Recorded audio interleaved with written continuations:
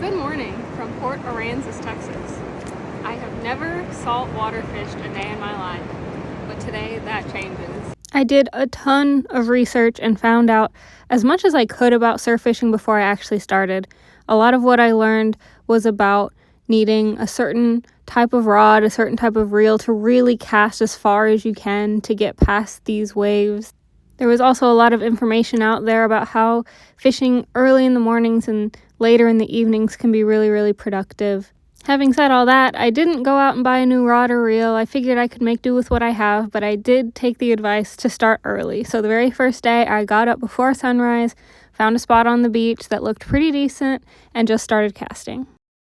To be very truthful, I hit a lot of hiccups this first day. First and foremost, there were jellyfish everywhere, and so I had to be really cautious and really careful to keep an eye out around me to make sure I wasn't going to get stung.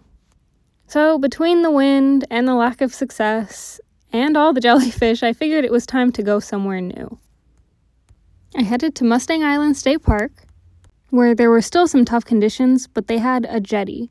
I figured this structure could help me get a little further out so my cast could get a little more distance. Just before pulling into the state park, I stopped by a local tackle shop to get some cut bait. I figured some cut bait might be a nice change of pace after the morning I had with all the artificial lures. But my luck really never did turn around. I gave it my all. I learned a lot while I was out there on the jetties. I got to talk to a lot of really great people. But ultimately, no fish for me that first day. I really thought I could make it work at the jetties, so my initial plan was to head back there.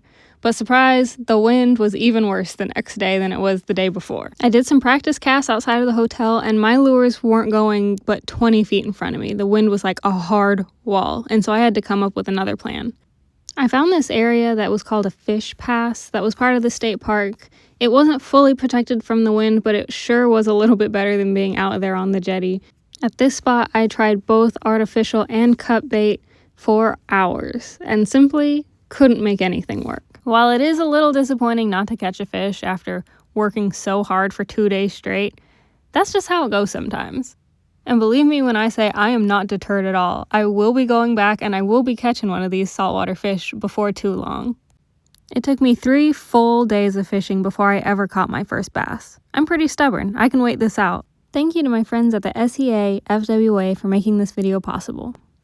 If you're up for the challenge that is saltwater fishing, be sure to grab your Texas fishing license and go hit the water. There's no shortage of ways to enjoy saltwater. Between the jetties, surf fishing, fishing in kayaks or boats, there's no wrong way to enjoy the big blue.